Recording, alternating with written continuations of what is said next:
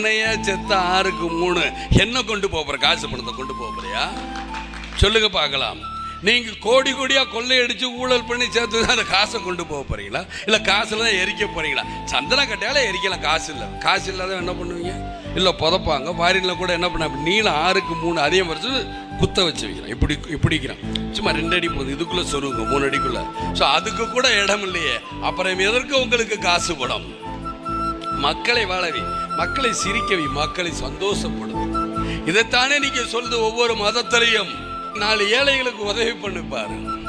அதுல இருக்கிற சுகம் எதுலையும் கிடையாது. இதை நான் அனுபவிச்சிருக்கேன், அனுகுணமா அனுபவிச்சிருக்கிறேன். வீடு கட்டணும்னு நான் நினைப்பேன், வீடு கட்ட விட மாட்டாங்க. வருமான வரி சோதனை பண்ணுவாங்க, இருக்கட்டும். ஆனா வீடு கட்டணுங்க போல பணம் எடுத்துட்டு போகணும். ஏன்?